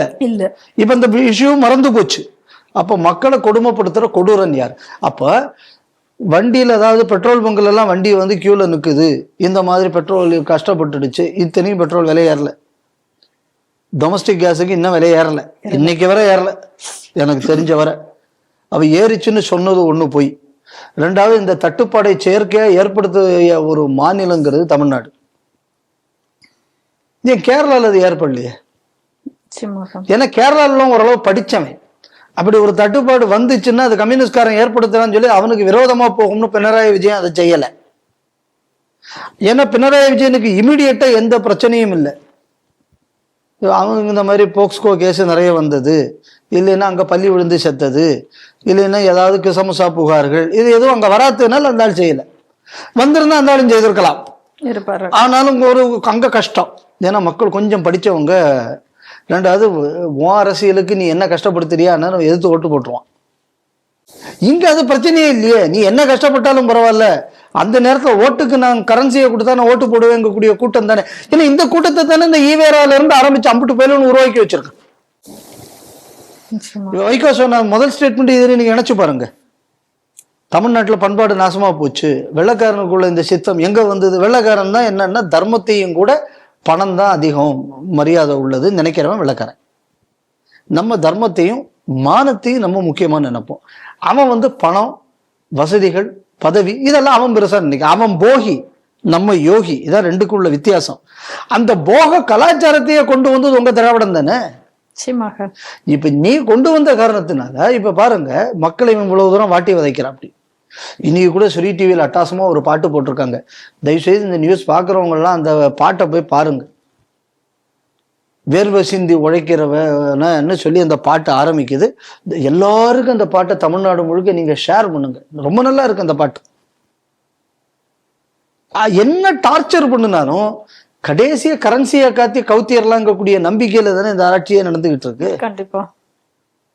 அப்ப இந்த மாதிரி மக்களை விலைக்கு போகக்கூடிய கேடுகட்டவர்களாக மாற்றியதே இந்த திராவிட சித்தாந்தம் தானே. அப்ப இந்த ஒரு எக்கோ சிஸ்டத்துல உருவான விஜய் எப்படி இருப்பா? அப்படிதான் இருப்பாரு. அதனால தவறு செய்தது விஜயா, இல்லைன்னா விஜயை தவறு செய்த மாதிரி வளர்த்தது திராவிடம்? இதுக்கு முதல்ல ஒரு பட்டிமன்றத்தை நடத்தி அதுக்கு சாலமன் பாப்பையாவை நடுவராக்கி அதுக்கப்புறம் நம்ம அதுக்கு அவர் அப்ப கூட வேற ஒரு காரணம் சொல்லுவாரு. அவங்க போயிட்டாங்கன்னே அப்படின்னு அவர் அதுக்கு ஒரு நியாயத்தை சொல்லிட்டு போடுவார். அதனால முதல்ல இவர் வைகோ சொல்லக்கூடிய இந்த அறிவுரை அவ்வளவுத்தையும் ஸ்டாலினுக்கும் திமுகவுக்கும் திராவிட கூட்டங்களுக்கும் சொல்லட்டும். விஜய்க்கு சொல்லக்கூடிய தகுதி எக்காரணம் கொண்டு எந்த திராவிட கட்சிக்கும் கிடையாதுங்கிறது என்னோட அபிப்பிராயம். திசையன் விலை பஜாரில் அனுமதி இல்லாமல் தொடங்கப்பட்ட கிறிஸ்தவ ஜபக்கூடம் இந்து முன்னணியினுடைய எதிர்ப்பால், அவர்களுடைய போராட்டத்தினால் இன்னைக்கு அது அகற்றப்பட்டிருக்கிறது, நிரந்தரமாக அகற்றப்பட்டிருக்கிறது. என்ன நடந்திருக்கு அப்படின்னு சொன்னா, இவங்க ஏற்கனவே இந்த ஜபக்கூடம் நடத்திட்டு வந்திருக்காங்க. அதை எதிர்த்து இவர்கள் போராடினார்கள். அப்பொழுதும் அவங்களை மாற்றாமல் இருந்தோடனே இந்து முன்னணியினர் என்ன பண்ணிருக்காங்க, பொதுமக்களோடு சேர்ந்து அங்கு ஒரு விநாயகர் சிலையை அந்த ஜபக்கூடத்தில் வைத்து அவர்களும் பஜனை செய்திருக்கிறார்கள். உடனே எப்பயுமே ஒரு சட்டவிரோத ஜபக்கூடம் இருக்கு அப்படின்னு கம்ப்ளைண்ட் கொடுத்தா வராத போலீஸ், இது மாதிரி இந்துக்கள் போராட்டத்தில் இடங்கின உடனே வேகமாக வருவாங்களே, அது போல இந்துக்கள் அங்க போராட்டம் எடுத்தோடனே அதே போல எப்பயும் போல காவல்துறையினர் அங்க வந்திருக்காங்க. அவங்க வந்த உடனே அப்புறம் இந்த சமாதான பேச்சுவார்த்தைகளாம் நடத்து உரிய அனுமதியின்றி இந்த ஜபக்கூடம் நடத்துகிறார்கள் அப்படிங்கிற பேர்ல கடைசியாக இந்து முன்னணி எதிர்ப்பு இது எல்லாத்தையும் வைத்து இப்ப அந்த ஜபக்கூடத்தை நீ நடத்த விடக்கூடாது என்று சீல் வைத்துவிட்டு சென்று இருக்கிறார்கள். ஆனாலும் இதுலயும் யாரையும் கைது செய்ததாகவோ இல்ல அவர்கள் மேல் நடவடிக்கை எடுத்ததாகவோ எந்த தகவலும் இல்லை. நல்ல காலம் எலெக்ஷன் டேட் அறிவிச்சதுனால போலீஸ்காரங்களுக்கு இப்ப உடனே பண்ணியாச்சுன்னா அது மேலே ஏன்டா கேஸ் போடல அப்படின்னு வரும். இப்ப ஏகபோகமா திமுகவின் அடிமைகளாக இப்ப அவர்களும் செயல்பட முடியாது. அவர்கள் இப்ப கொத்தடிமைகளாகவோ புத்தடிமைகளாகவோ செயல்பட முடியாது. இப்ப அவங்க போலீஸ்காரர்களாக செயல்படுவதற்கான ஒரு வாய்ப்பு இருக்கு, ஒரு சின்ன விண்டோல. இன்னொரு என்ன எனக்கு ரொம்ப சந்தோஷமான விஷயம், இவனுங்களை வழிக்கு கொண்டு வர்றதுக்கு இதுதாண்டா வழிங்கக்கூடியத தமிழகத்துக்கு இல்லை உலகத்துக்கே முதல்ல இதை சொல்லி கொடுத்தவர் நமது வீரத்துறவி ஐயா ராமகோபாலன் அவர்கள். இது முன்னாடி 89 கருணாநிதி ஆட்சி வந்த நேரத்துல அப்போ இந்த வாங்கி திங்கிற இந்த வீரமணி இந்த திக தலைவர், அப்போ கருணாநிதி கூட காலத்துல ஊரா அப்போ பட்டிமன்றம் போடுறதுக்கு, அதாவது அதுவரை அமைதியா இருந்த வீரமணி திமுக ஆட்சி வந்தோன்னா கிளப்பினா. அப்படி என்ன அப்படின்னா, ஒழுக்கக்கேட்டில் விஞ்சி நிற்பது ராமாயணமா மகாபாரதமா, பரபரப்பான பட்டிமன்றம், பெண்களுக்கு அனுமதி இல்லை. அப்பெல்லாம் போஸ்டர், இந்த லித்தோ போஸ்டர் இதெல்லாம் தான் ஒட்டக்கூடிய. இப்பத்தானே இந்த சோசியல் மீடியாலாம் வந்தது. அப்போ நம்ம ஆளுக போலீஸில் போய் கம்ப்ளைண்ட் கொடுத்தாங்க. அந்த போஸ்டர்கள் கிழிக்கப்படவோ எதுவும் இல்லை. நம்ம ஆளுக அடுத்த நாள் ஒரு போஸ்டர் ஓட்டணும், ஒழுக்கக்கேட்டில் விஞ்சி நிற்பது கதீஜாவா மணியம்மையா கன்னிமேரியா, பரபரப்பான பட்டிமன்றம், பெண்களுக்கு அனுமதி இல்லைன்னு. உடனே போலீஸ்காரங்க நம்ம ஆளுகள்கிட்ட பேசி நாங்க அதையும் தடுத்துடுறோம், நீங்க நடத்திடாதீங்க, 2 போஸ்டையும் கிழிச்சு போட்டாங்க. அதே மாதிரி தெருவா அப்போ ஹிந்து முன்னணி முன்னேற ஊழியராக இருந்த காலம். அப்ப பல இடங்கள்ல திகாரனுக்குள்ள இந்த கூட்டங்களுக்கு அனுமதிச்சாங்க. அதுல 96, 97, 98 அந்த காலங்களில் கருணாநிதி ஆட்சிக்கு வந்த நேரத்துல இந்த மாதிரி ஊரா கூட்டம். அப்போ அரியலூர்ல இந்த மாதிரி ஒரு மீட்டிங்கை வச்சுட்டு போனாங்க. அப்போ இப்போ அவர் நம்மள்ட்ட இல்லை. அரியலூர்ல இருந்து ஐயப்பன் ஒருத்தர் அந்த மாவட்டத்துக்குள்ள ஹிந்து முன்னணி அமைப்பாளராக இருந்தார். அப்போ அங்கே நான் முன்னேற ஊழியர். அப்போ அவங்க முதல்ல பேசும்போது இந்த மாதிரி என்னென்னலாமோ ஐயப்பனுக்குள்ள பிறப்பு, அது இது என்னெல்லாமோ பேசிட்டு போயிட்டாங்க. நம்ம அதுக்கு அதே மாதிரியாக திருப்பி பதில் பேச தொடங்கின உடனே தீக்கா கூட்டங்கள்லாம் நின்றுச்சு. முகமூடி கிழிந்த தீக்கா ஒப்பாரி வைக்கிறதுன்னு ஒரு ரூபாய்க்கு ஒரு புக், ஏன்னா அந்த புக்கு நான் வீதி வீதியா சென்று வித்திருக்கேன் இந்து முன்னணி பேர் இயக்கத்துக்காக. அப்போ யாருக்கு என்ன மொழி புரியுமோ அந்த மொழியில அவனுக்கு பதில் சொல்லணும். உனக்கு தெரிஞ்ச மொழியில நீ பதில் சொன்னா அவனுக்கு புரியாது. இது வீரத்துறவி நமக்கு காணிச்சு தந்த வழி. இன்னைக்கு இந்து முன்னணி பேரமைப்பு இன்னைக்கு அந்த வழி அங்க செயல்படுத்தியிருக்கு. நிச்சயமாக ரிசல்ட் வந்துதா? ஆமா. அதனாலதான் என்னைக்குமே சொல்லுவேன், ஒரு ஆள் உலகத்துல இதுக்கு முன்னாடி வரலாற்றுல நம்ம படித்ததுலையும் இதுவரை நம்ம பார்த்ததுலையும், ஏன்னா இதுக்கு பின்னாடி எப்படி வரப்போறதுன்னு நமக்கு தெரியாது. ஏன்னா பிற்காலத்துல என்ன வரும்னு தெரிஞ்ச ஒரே மாபெரும் ஜோசியர் எனக்கு தெரிஞ்ச உலகத்துல வைகோ மட்டும்தான். ஏன்னா அவர் தான் ஒபாமா இப்படி வருவாருன்னு நான் அன்னைக்கே சொன்னேன் பாரு. அதனால நமக்கு அந்த அளவு ஜோசியம்லாம் கிடையாது. ஜோசிய ஞானம் அவருக்கு தான் உண்டு, நமக்கு இல்லை. அப்ப நான் பார்த்ததுல த எவர் கிரீன் பர்சன் என்னைக்குமே உள்ளது நான் வீரத்துறவியை தான் நான் சொல்லுவேன். இதை பாருங்க, அன்னைக்கே சொன்னார், வீரத்தாய் பட்டம் கொடுப்பேன் 10 குழந்தைகளாவது ஹிந்துக்கள் பெற்றுக்கணும், இல்லைன்னு சொன்னா நாட்டுக்கு பிரச்சனை வரும்னு. இப்பதான் அதை உணர்ந்து இப்ப என்னன்னா ஆந்திரால 3 குழந்தை பெற்றுண்டாச்சுன்னா காசு கொடுக்குறேங்கிறான் சந்திரபாபு நாயுடு சொல்லியிருக்கு. அப்புறம் தமிழ்நாட்டில் திராவிட கூட்டம், ஐயா நம்ம நிறைய குழந்தைகளை பெற்று போடாமல் இருந்ததுன்னா நமக்கு நாளைக்கு நட்டம் வந்துடும், அதனால நிறைய எல்லாரும் பெற்று போடுங்கன்னு சொல்லி தமிழ்நாட்டிலையும் பேச தொடங்கிட்டாங்க. இதெல்லாம் எங்க வீரத்துறவி என்னைக்கோ பேசி முடிச்ச விஷயம். ஹிந்து வாக்கு வங்கி இன்னைக்கு அதை பத்தி பலர் பேசுறாங்க. இன்னைக்கு அதுவும் இன்னும் சொல்ல போயாச்சுன்னா இந்த சோசியல் மீடியாலாம் வந்ததுக்கப்புறம் புதுசா சிந்தனையாளர்கள்னு பலர் முளைச்சு பல கருத்துக்கள் சொல்றாங்க. இதெல்லாம் எங்க ஐயா வீரத்துறவி 40-50 வருஷம் முன்னாடி சொல்லிட்டு போன விஷயங்கள். என்னென்ன பிரச்சனைகள் வரும், அதுக்கு என்னென்ன சொல்யூஷன், இந்த டெம்ப்ளேட்டு நமக்கு அன்னைக்கு வீரத்துறவி கொடுத்திருந்தார். அதனால அந்த டெம்ப்ளேட் இன்னைக்கு இருக்கிறதுனால இன்னைக்கு அந்த டெம்ப்ளேட் இந்து முன்னணியால் செயல்படுத்தப்படுகிறது. இந்த மாதிரி ஒரு போராட்டம் வெற்றி பெற்றாச்சுன்னா இந்த போராட்டத்தை நடத்தியவர்கள் அனைவரையும் வீரத்துறவி மேல இருந்து ஆசீர்வாதம் பண்ணுவார். நிச்சயமாக. அதனால இந்த திசையன் விலையில் உள்ள இந்துக்களுக்கு நமது பாராட்டுக்கள். இந்த வழியை என்ன சொல்ல போயாச்சுன்னா வீரத்துறவி டெம்ப்ளேட்னே சொல்லலாம். இதை தமிழ்நாட்டுல எல்லா இந்துக்களும் பின்பற்றியாச்சுன்னு சொன்னா நம்ம ஸ்டாலின் போலீஸால எதுவும் பண்ண முடியாது. ஏன்னா தமிழ்நாடு போலீஸ் இல்லை தமிழ்நாட்டில் இப்போ. ஏன்னா சட்டத்திற்கு உட்பட்டு செயல்பட்ட அது தமிழ்நாடு போலீஸ். இவன் இருக்கிறது ஸ்டாலின் கூர்க்கா படை தானே. அதனால நம்ம அதுக்கு அந்த பேர் சொல்றது. ஏன்னா போலீஸுங்க கூடியது ரொம்ப கௌரவமான ஒரு போஸ்ட். நான் அதை அப்படி பார்க்கக்கூடிய ஆள். ஏன்னா நான் அதிக மதிப்பு வச்சிருக்கிறது இராணுவத்துக்கு அடுத்தபடியாக காவல்துறை மேல. ஆனால் இப்போ நடக்கிறது பார்த்தா அப்படி தெரியல. அதனால இதை ஸ்டாலின் கூர்க்காக்கள் அப்படின்னு கூட நம்ம இதை சொல்லலாம். திசையன் விலையில் இருப்பவர்களுக்கு வீரத்துறவி அவர்களின் ஆசி பரிபூரணமாக கிடைக்கும் என்பதில் எந்த சந்தேகமும் இல்லை. தமிழர்கள் சீனர்களுக்கு எதிரானவர்கள் அல்ல அப்படின்னு சொல்லிட்டு வடக்கு கிழக்கு முதலீடுகள் தொடர்பாக பேசும் பொழுது சீன தூதுவர் கி சென் ஹோங் ஒரு விளக்கம் கொடுத்திருக்கிறார். அதை இலங்கை தமிழர்களை அவர் சொல்கிறார். அவர் என்ன சொல்றார் அப்படின்னா, சீனா ஏதோ இலங்கைக்கு எதிரானதாக இருக்க மாதிரியான ஒரு கட்டமைப்புகளை எல்லாம் கொண்டு காட்டப்படுகிறது. ஆனா இன்னைக்கு இலங்கையில நம்ம எவ்வளவு தூரம் சீனா இன்வெஸ்ட் பண்ணிருக்கு, எவ்வளோ 1200 மில்லியன் டாலர் நாங்க இதுக்காக ஒதுக்கீடு செய்திருக்கிறோம். இந்த பகுதியில வீடு கட்டும் திட்டங்கள் கொடுத்திருக்கிறோம், பாலம் கட்டியிருக்கோம். அந்த மாதிரி பல திட்டங்கள்ல இந்த மக்களுக்காக நாங்கள் அதுக்காக தான் இந்த நிதி ஒதுக்கப்பட்டிருக்கு. இந்த நிதியில இருந்து இவ்வளோ திட்டங்கள் எல்லாமே செய்யறோம். ஆனா இங்க இருக்கக்கூடிய வடக்கு கிழக்கு இந்த மாகாணத்துல இருக்கிறவங்க எல்லாம் விருந்தோம்ப மிக்கவர்கள், பண்பு மிக்கவர்கள் இவங்க எல்லாரும். ஆனா அதே நேரத்துல இங்க பார்த்தோம் அப்படின்னு சொன்னா சீனா இலங்கையில முன்னெடுக்கக்கூடிய விஷயங்கள் எதுவுமே ஊடகங்கள்ல பெரிய அளவுல வெளிவருவது இல்லை. இப்ப கூட பார்த்தோம் அப்படின்னு சொன்னா இந்தியா, சீனா, இலங்கை இந்த 3 நாடுகளும் இணைந்து ஒரு உருவாக்கினால் இந்த பிராந்தியத்துக்கே கூட அது ஒரு பெரிய வலுவாக இருக்கிறதாக இருக்கும். அதே நேரத்துல சீனாவோட இந்த ஃப்ரீ ட்ரேட் உடன்படிக்கை ஏற்படுத்தி அவசியம் அதை ஏற்படுத்த மறுக்கிறாங்க. காரணம் என்ன அப்படின்னா, சீன பொருட்கள் எல்லாம் இலங்கை சந்தையை ஆக்கிரமித்து விடும் அப்படிங்கக்கூடிய ஒரு கருத்து இருக்கு. அது ஆனா தவறானது. இது இலங்கையினுடைய முன்னேற்றத்திற்கு ஏதுவாக இருக்கும் அப்படின்னு எல்லாம் அங்க பேசியிருக்கிறார். இதை ஒரு வர்த்தக உடன்பாட்டை பற்றிய பேச்சுங்கிற மாதிரி இது பல இலங்கை ஊடகங்களில் சொல்லப்படுகிறது. ஆனா இது வார்னிங் ஃபார் இந்தியான்னு நான் நினைக்கிறேன்.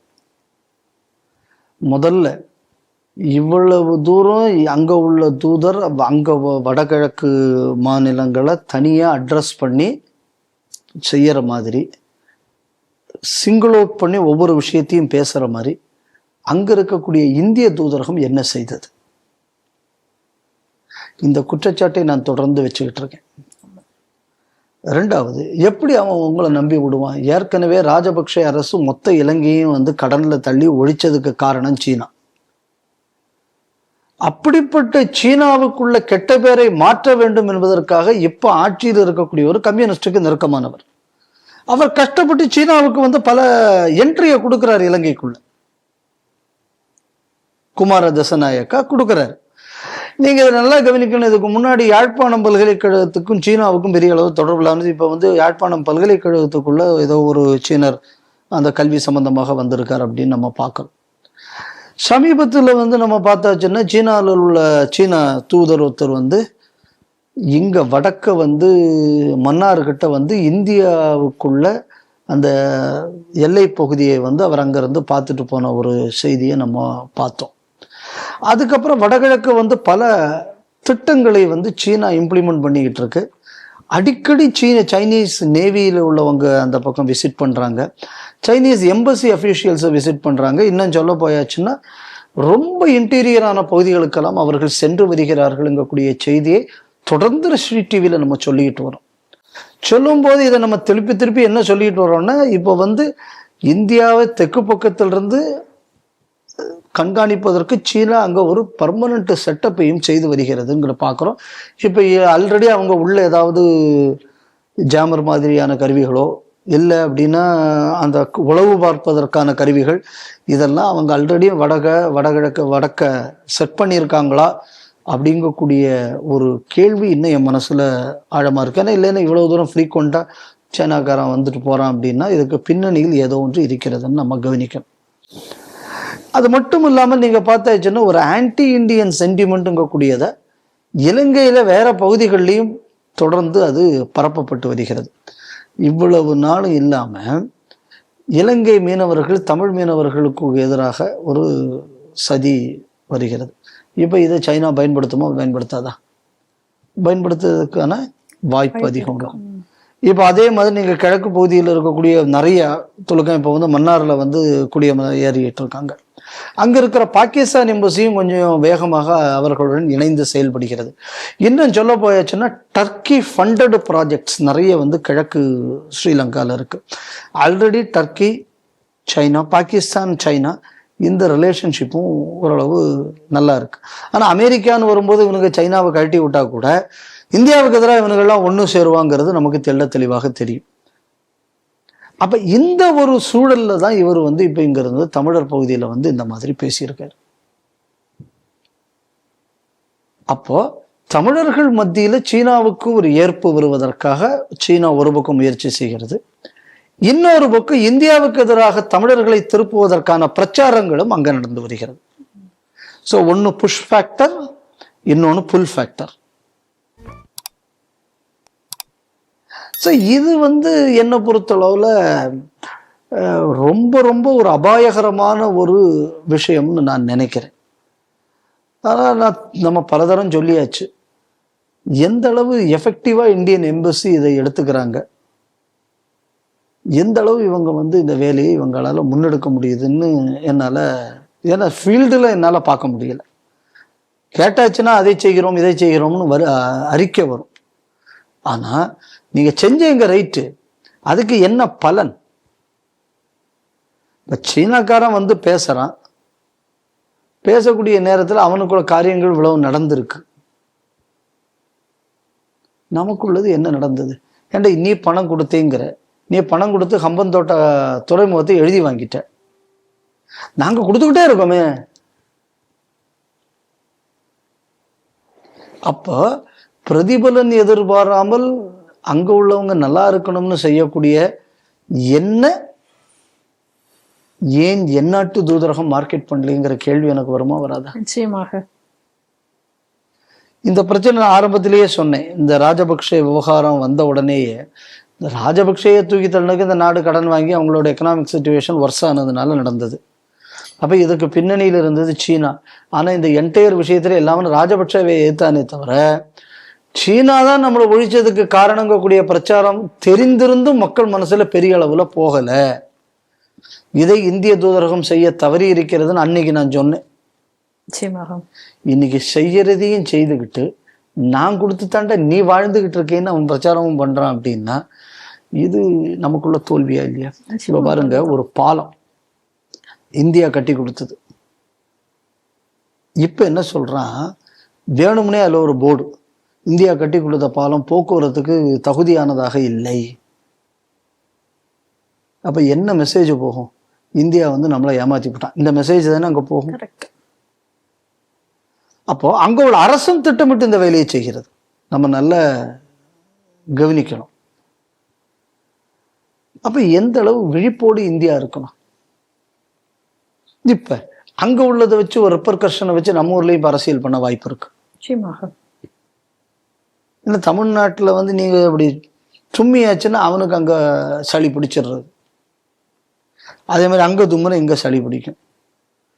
ஸோ பொலிட்டிக்கலி நீங்க ஒரு தமிழ்நாட்டை டீஸ்டபிளைஸ் பண்றதுக்கு சைனீஸ் பிரசன்ஸுங்கக்கூடியதை அவர்கள் அங்கே எதிர்பார்ப்பார்கள். ஸோ இந்த மாதிரியான கண்ணோட்டத்தில் இந்திய அரசு சிந்திக்க வேண்டும். இதை ஒரு சாதாரண விஷயமாக எடுத்துக்கொள்ளக்கூடாதுன்னு நான் நினைக்கிறேன். ஈரான் இஸ்ரேல் போர் தொடர்பான தவறான வீடியோக்களை சமூக வலைதளங்களில் பதிவிட்டுவதற்காக 19 இந்தியர்கள் உட்பட 35 பேரை UAE-ல கைது செய்திருக்கிறார்கள். அதுல என்ன சொல்றாங்கன்னா, போலியான AI வீடியோக்களை பரவ விட்டிருக்கிறார்கள் பதிவிட்டு. அதுல என்னன்னா ஏவுகணை தாக்குதல் அது போன்ற வீடியோக்கள், அதுக்கப்புறம் பாதுகாப்பு சம்பந்த அமைப்புகளுடைய ரகசியங்களை வெளிப்படுத்துவதற்கு மாதிரியான வீடியோக்கள், இதுதான் உண்மையான வீடியோக்கள் மாதிரி பல வீடியோக்களை பரப்ப விட்டு மக்கள் மத்தியில ஒரு பதட்டத்தை ஏற்படுத்த முயற்சித்திருக்கிறார்கள் அப்படின்னு சொல்லுகிறார்கள். அதனால இவங்க 35 பேரையும் விசாரணைக்கு உட்படுத்தப்படும் அப்படின்னு சொல்லியிருக்காங்க. அது மட்டும் இல்லாம இந்த நாட்டு பிரகாரம் ஓராண்டு சிறை தண்டனையும் 22 லட்சம் ரூபாய் அபராதமும் விதிக்கப்படும் அப்படின்னும் எதிர்பார்க்கிறார்கள். அதனால இந்திய தூதரகம் இதற்காக ஒரு எச்சரிக்கை ஏற்றிருக்கிறது, இந்த மாதிரியான வீடியோக்கள் பகிரக்கூடாது அப்படின்னு சொல்லிட்டு. இது துலுக்க நாடுகளுக்கு இது ஒரு பாடமாக நான் நினைக்கிறேன். நம்ம நாட்டுல கலவரம் ஏற்படுத்துறதுக்கு அந்த நாடுகள்ல இருந்து இந்த மாதிரி வீடியோ பதிவிட்டவனெல்லாம் அன்னைக்கு நீங்க அரெஸ்ட் பண்ணியிருந்தீங்கன்னா இன்னைக்கு உங்களுக்கு இந்த நிலைமை வந்திருக்காது இல்ல? நிச்சயமாக. இந்த தாருல் இஸ்லாம், இஸ்லாமிய உலகம், இதை தவிர வேற எல்லாம் ஹராம் அப்படிங்கக்கூடிய இந்த அடிப்படைவாத பிரச்சாரத்தை நம்ம நாட்டுல பரப்பிய எல்லா அமைப்புக்கும் நீங்க தானே காசு கொடுத்தீங்க. கண்டிப்பாக. நீங்க வளர்த்தின கடை இன்னைக்கு உங்க மார்புல பாஞ்சிருக்கு. இப்ப இதுல பாருங்க, மொத்தம் 35 பேர் ரவுண்டட் அப். அதுல 19 பேர் இந்தியர்கள். 55% மேல இந்தியர்கள். ஒரு கிரைம். அந்த நாட்டுல எவ்வளவு நாட்டு மக்கள் இருப்பான்? அதுல 50% மேல அப்படின்னு சொல்லியாச்சுன்னா இவனுகள்ல எப்படிப்பட்டவர்கள் அப்படிங்கிறத நம்ம புரிஞ்சுக்கணும். அப்ப நம்ம நாட்டில இருந்து போறவன், நம்ம நாட்டில இருந்து போகக்கூடிய துலுக்கன் எந்த அளவு மூளைச்செலவு செய்யப்பட்டு, இதுக்கு இடையில 2014 பிஜேபி ஆட்சி வந்தது. அப்போ உள்துறை அமைச்சராக ராஜ்நாத் சிங் அவர்கள் இருந்தார்கள். அப்போ ஒரு அறிக்கை விட்டார். என்ன அறிக்கை விட்டாருன்னு பார்த்தாச்சுன்னா, எல்லா நாட்டில இருந்து ISIS பயங்கரவாதத்துக்கு போனா எங்க நாட்டில் இருந்து யாரும் போகவில்லையேன்னு அந்த நேரத்துல சொன்னார். சொன்ன உடனே இதே ஸ்ரீ டிவியில முதல்ல அவர் இன்னைக்குதான் மந்திரியா வந்திருக்காரு, கொஞ்சம் படிச்சுட்டு பேச சொல்லுங்கன்னு நம்ம சொன்னோம். இன்னைக்கு நான் தெளிவாக சொல்றேன், இந்த உலகத்தில் இருக்கிற அடிப்படைவாத சித்தாந்தங்களை உலகம் முழுக்க பரப்பின பவர் ஹவுஸே இந்த நாடுதான். உலகத்தில் எனக்குள்ள ஃபேஸை நான் வேற மாதிரி காட்டிக்கணும் அப்படின்னு சொல்லி உண்மையை நான் ஒத்துக்கொள்ள மறுத்தேன்னா என் தலையில நான் தீய வச்சுக்கிறேன்னு அர்த்தம். பின்னாடி அதே ராஜ்நாத் சிங் அவர்கள் ISISக்கு மேல கடுமையான நடவடிக்கை எடுத்தாருங்கிறது அடுத்தது. நம்ம அதையும் நம்ம சொல்லணும் இல்லையா, அவர் செய்ததையும் நம்ம சொல்லணும். அதே மாதிரி தான் அன்னைக்கு வெவ்வேறு நாடுகள்ல நடத்தும் போது இந்த மாதிரி அந்தந்த நாடுகள் வேடிக்கை பார்த்துச்சு. இன்னைக்கு இதே இஸ்லாமிய அடிப்படைவாதம் இன்னொரு இஸ்லாமிய நாட்டுக்கு இன்னைக்கு வந்து இதாக வருகிறது. அன்னைக்கு என்ன பிரச்சனை, ஷியா சுன்னி பிரச்சனை வரும்போது இவனுங்களாம் அந்த பக்கம் சப்போர்ட் பண்ணானுங்க. இன்னைக்கு சுன்னியா இருந்துவிட்டு இவன் ஷியாவுக்கு சப்போர்ட் பண்றான். அப்ப என்ன அர்த்தம் அதுக்கு? இப்ப நம்ம ஊர்ல ஜெயின்லாப்தீன் அப்படித்தான் ஒரு வீடியோ போட்டா. அப்படி என்ன மேட்டர் அப்படின்னு சொன்னா, டே நமக்குள்ள சண்டை போட்டு அடிச்சுக்கலாம், கொல்லலாம். அதே நேரத்துல ஒரு துலுக்கனுக்கு எதிராக வந்தாச்சுன்னா நம்ம எல்லா துலுக்கனும் ஒண்ணு சேரணும். இதெல்லாம் என்னன்னா கூலிப்பட துலுக்கங்கள்லாம். ஆனா அரேபிய துலுக்கம் அதை செய்ய மாட்டான். ஏன்னா அவனுக்கு நல்லா தெரியும், பாரசீக துலுக்கனை நீ ஆக்கி வச்சாச்சுன்னா அவன் நாளைக்கு நம்மள சோழியை முடிச்சிருவான். இல்ல துருக்கியில உள்ள துலுக்கனை கொண்டு வந்தா துருக்கியில் உள்ள துலுக்கன் அரேபியாவை சாப்பிட்டுருவான். அரேபியாக்காரன் நீங்க மேல தூக்கி வச்சா நாளைக்கு அவன் துருக்கியும் பாரசீகனையும் தின்றுவான். இவனுக்கு எல்லாவனும் தெளிவா இருக்கான். இவனுக்கு சொல்லக்கூடிய தாருல் இஸ்லாம், இவனுக்கு சொல்லக்கூடிய இஸ்லாமிய உலகம், இதெல்லாம் அடுத்த நாட்டுக்காரனுக்கு. ஆனா இது வளர்ந்தாச்சுன்னா அவனுங்களுக்கு ஆபத்துங்கிறது அவனுங்களுக்கே தெரியும். அதனால என் நாட்டுல மட்டும் வளரப்படாது. இந்த ரோஹிங்கியாக்காரனை வந்து இந்தியா ஏத்துக்கொள்ள வேண்டுமா? ஏத்துக்கணும்னு சொன்ன ஏதாவது துலுக்க நாடு நாங்க ஏத்துக்கிறோம்னு சொன்னானே? கிடையாது. ஒரு வயலும் பேசல. இந்த அரசியல்ல வந்து உலகத்துல இருக்கிற அம்புட்டு துலுக்க நாடும் தெளிவா இருப்பான். ரெண்டாவது, இது ஒரு மாடியூலாக நம்ம பார்க்கணும். இப்போ உலகங்கள் நம்ம நாட்டை விட்டு வெளியூர்கள்ல ஒவ்வொரு பொசிஷன்லயும் இந்த மாதிரி வேலைக்கு போகக்கூடியவங்க ஒவ்வொரு நாட்டிலையும் இருந்து, இப்ப இவன் வந்து ஈரானுக்கு இதாக அந்த நாட்டுல பண்ணவன், இப்ப இவன் எவ்வளவு போஸ்ட் வந்து இந்தியால இஸ்லாமிய பயங்கரவாதத்தையும் ISIS ஆதரவு போஸ்ட் இதெல்லாம் எவ்வளவு போட்டிருப்பான் அந்த நாட்டுல இருந்து இந்தியாவுக்கு எதிராக. கண்டிப்பா CAA போராட்டமாகட்டும் சரி, எதுல ஆகட்டும் சரி, செய்திருக்கானா இல்லையா? கண்டிப்பாக. அப்போ நம்ம எதை கவனிக்கணும் அப்படின்னு சொன்னா, இந்த மாதிரி பொசிஷன்ல ஒவ்வொரு நாடுகள்லையும் இந்த மாதிரி ரேடிக்கல்ஸ ஒவ்வொரு தளத்திலையும் இஸ்லாமிய அடிப்படைவாதம் இன்னைக்கு தயார் செய்து வைத்திருக்கிறது. இதைத்தான் நம்ம கவனிக்கணும். கண்டிப்பா. அதிராமட்டில் இருந்து ஒருத்தன் உன் ஊர்ல வந்து நான் உன்னை கொல்லுவேன் பேசின ஒரு ஆடியோ 2016ஆம் ஆண்டு நமக்குள்ள ஹிந்து முன்னணிக்குள்ள ஆவணப்படத்தில் அது நம்ம வெளியிட்டு விடப்பட்டது. கமலஹாசன் அவன் வீட்டுல நான் தான் குண்டு போட்டோம், மணிரத்னம் வீட்டுல நாங்க போட்ட குண்டு, சாரி மணிரத்னம் வீட்டுல நாங்க போட்ட குண்டு வெடிக்கல, அதே மாதிரி உன் வீட்டுல குண்டை போடுவோம்னு சொன்ன உடனே கமலஹாசன் ஆடி போயிட்டான். ஜெயின்லாப்தீன் எங்க போய் பேசினது? குவைத்துல போய் பேசினது. அப்ப இவன் இங்க இருந்து இந்த மாதிரி பேசுறதுக்கு ஒருத்தன் கூட்டு போனா அவன் எப்படிப்பட்டவனா இருப்பான்? அது மட்டும் இல்லாம இந்த SDPன்னு ஒரு கட்சி, இப்ப அந்த கட்சியோட இந்த திமுக கூட கூட்டணிக்கு போகுது. இந்த கட்சிக்காரன் இந்த மாதிரியான துலுக்க வளைகுடா நாடுகள்ல இருந்தா காசு வசூல் பண்ணா. இந்த பணம் பலதும் பாப்புலர் ஃப்ரண்ட் ஆஃப் இந்தியா என்ற தடை செய்யப்பட்ட அமைப்புக்கு போச்சு. இதெல்லாம் விவரமா உலகத்துக்கே தெரிஞ்ச விஷயம். அப்போ இந்திய எல்லைக்கு வெளியிலும் சென்று ஒத்த இந்தியாவுக்கு எதிராக வேலை பார்க்கறான் அப்படின்னு சொன்னா, முதல்ல இந்த மாதிரி பயங்கரவாதத்துக்கு காரணம் என்ன? அவனுக்கு சோத்துக்கு வழி இல்லை. பயங்கரவாதத்துக்கு காரணம் என்ன? அவனுக்கு உரிய மரியாதை கொடுக்கப்படவில்லை. ஏன்டா நீங்களே அருள் முனக்குது அன்பு சுரக்குதுன்னு சொல்ல நாட்டுல தானே போனேன். ஆமா. அப்ப உனக்கே அந்த பிரச்சனை வரப்படாது. காசு இல்லை, அங்க போய் சம்பாதிச்சுக்கிட்டு தானே இருக்க, அப்புறம் ஏன் நீ இந்த அடிப்படைவாதத்தை எழுதுற?